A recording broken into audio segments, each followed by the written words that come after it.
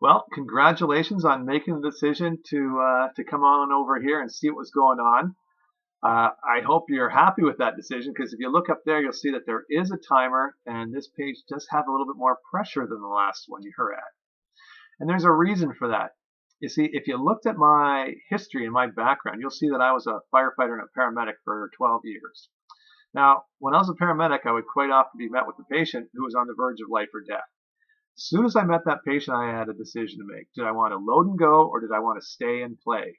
Now, load and go, I make that decision when I met with a patient who is beyond my specific skill set. So if they needed some sort of surgical intervention or if they needed some sort of drug that wasn't in my arsenal of drugs, then I would have to load that patient as quickly and safely as possible, get them into the back of the helicopter, and just fly to the hospital as fast as we could. Now, if I decided to stay and play in that situation, I would bring the emergency department to the patient.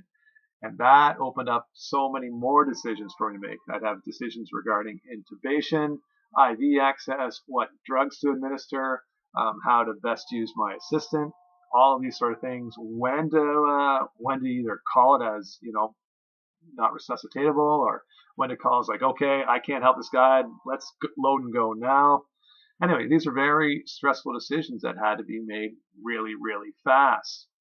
As a firefighter, if I was incident command and I came upon a structure fire, then I had to make the decision, okay, do I want to send the guys inside and do an internal attack? Do I want to send somebody up to vent the roof? Or do I just keep everybody outside, let the house burn, and we'll basically work to preserve the surrounding buildings and save the structure and save the foundation. So these were the decisions that I had to make for 12 years. They were high intensity, high pressure decisions that had to be made in a split second. And the decision I'm asking you to make here now is nowhere near that. So 2 hours is plenty of time.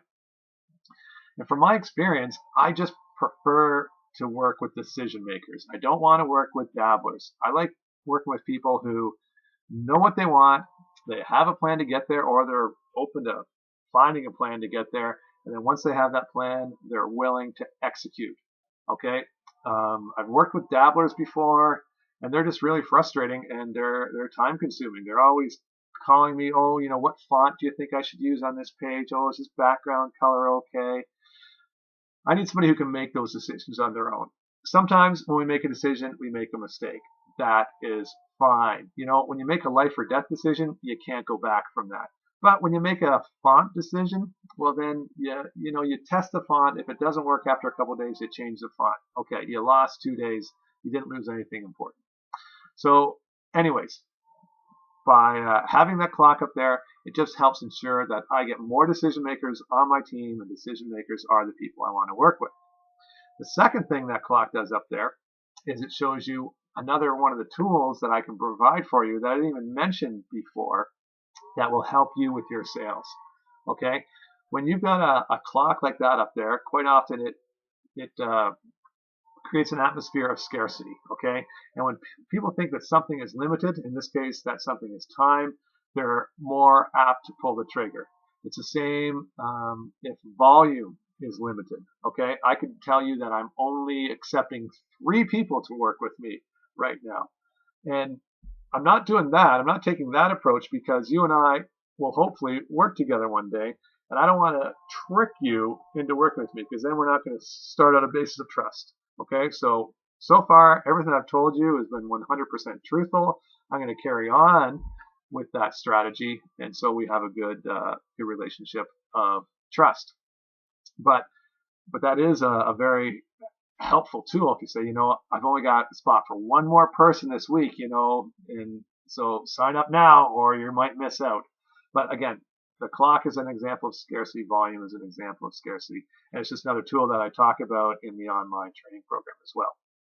So what I want you to do right now is look through all those steps that are below me here. I think there's 10. There's 10 steps, and that's the process that you and I will follow if we decide we're going to work together. So read through those steps. Look at what the possible worst case scenario could be if you decide to go forward, and if it's something that you think you can live with, then you're going to want to book off two consecutive 20-minute blocks. Okay, over that 40-minute time period, you and I will have a chance to meet one another, to get to know one another. You can ask me questions, and you can decide whether or not you want to work with me. I can ask you questions and decide whether or not I want to work with you, and that's how we'll move forward. And there again, we also have that scheduler there. That is yet another tool that working with me, you'll get to learn how to use. And that tool is it's golden. Just think about what happens with that tool. People go through my funnel, and at the end, only quality people who are good at making decisions are going to fill out that 40-minute block and contact me. I'm going to get an email saying, Joe Smith wants to speak with you Thursday at 2 o'clock, and I'm going to give Joe a call, and I got 40 minutes of talking to somebody who I really want to speak with, and there's somebody who really wants to speak with me. Think about the way I used to do business, just, attacking every person on the street. Hey, do you want to improve your health? Do you want to sleep better? Do you want to lose some weight? All that stuff.